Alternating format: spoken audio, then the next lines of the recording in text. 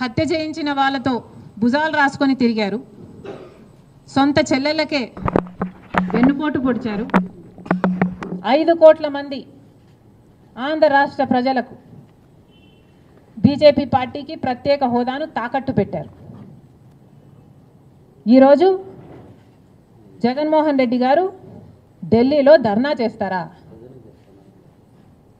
ప్రత్యేక హోదా కోసం ఎందుకు చేయలేదండి ధర్నాలు? 5 సంవత్సరాల మీద అధికారంలో ఉన్నారు కదా, మరి ఢిల్లీలో మీరు ప్రత్యేక హోదా కోసం ఎన్నిసార్లు ధర్నాలు చేశారు? ప్రత్యేక హోదా అసలు ఊసే లేకుండా చేశారు కదా. ప్రత్యేక హోదా గురించి మీరు ఏ రోజు పట్టించుకోలేదు. పోలవరం గురించి మీరు ఏ రోజు పట్టించుకోలేదు. రాజధాని గురించి అని చెప్పి 3 రాజధానులను కన్ఫ్యూజ్ చేశారు. ఆఖరికి కడప స్టీల్ ఫ్యాక్టరీని కూడా మీరు పట్టించుకోలేదు. విశాఖ స్టీలు మన రాష్ట్రానికే తలమానికమైన అమ్మేస్తామన్నా కూడా పట్టించుకోలేదు. ఈరోజు మాత్రం ఢిల్లీకి వెళ్ళి ధర్నా చేస్తారట.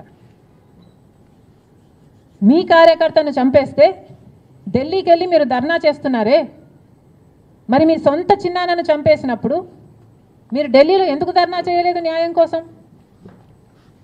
జగన్మోహన్ రెడ్డి గారు సమాధానం చెప్పాలి. ఒకవైపు ఇక్కడ అసెంబ్లీ జరుగుతుంది.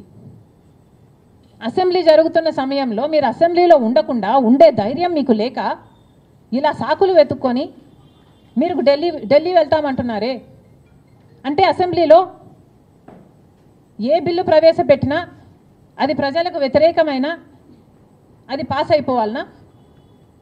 మీరు ఉన్నదే 11 మంది. కనీసం ఆ బిల్స్ మీద డిస్కషన్ మీకు అవసరం లేదా? మీరు కొట్లాడాల్సిన అవసరం లేదా? ఏం ఆలోచన చేస్తున్నారు జగన్మోహన్ రెడ్డి గారు? అసలు ఈ వెనుకొండలో జరిగిన హత్య కూడా పొలిటికల్ మర్డర్ ఇది కానే కాదు, ఇది వ్యక్తిగత మర్డర్ అని కూడా అంటున్నారు కదా. మేము ఏదో సాక్షి మీడియానో లేకపోతే టీడీపీ మీడియానో పట్టుకొని మాట్లాడడం లేదు. మా ఎంక్వైరీలు మేము చేసుకొని న్యూట్రల్ మీడియాతో లోకల్గా మేము మాట్లాడిన తర్వాత మేము వచ్చిన కన్క్లూషన్ ఏమిటి అంటే ఇది వ్యక్తిగత మర్డర్. మొన్నటి వరకు కూడా హత్య చేసిన వాళ్ళు, హత్య గురైన వాళ్ళు ఇద్దరూ వైసీపీతోనే ఉన్నారు. మరి అలాంటప్పుడు ఇది పొలిటికల్ మర్డర్ ఎలా అవుతుంది? ఈ పొలిటికల్ మర్డర్ అని మీరు చెప్పి మీరు ఢిల్లీకి వెళ్ళి ధర్నా చేస్తున్నారా? దేనికి?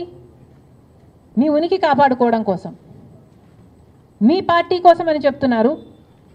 ప్రజలు ఏం ఆలోచిస్తారు? ఈరోజు వరదలు వస్తున్నాయి మన రాష్ట్రంలో, వారిని వెళ్ళి పరామర్శించాలని మీకు అనిపించలేదు. కానీ వ్యక్తిగత మర్డర్లో మీ పార్టీకి సంబంధించిన 2 కొట్టుకొని చచ్చిపోతే ఈరోజు మీరు ఢిల్లీకి వెళ్ళి ధర్నా చేస్తారా? ప్రజల కోసం మీరు ఎందుకు నిలబడలేదు? మీ పార్టీ వాళ్ళు ఓటేస్తే మీరు గెలిచారా? మీ పార్టీ వాళ్ళ కోసమే మీరు ముఖ్యమంత్రి అయ్యారా? 5 సంవత్సరాలుగా మీరు ప్రజల కోసం పనిచేయలేదు, కానీ ఈరోజు ఢిల్లీకి వెళ్ళి ధర్నా చేస్తారట. సిగ్గుండాలి కదా.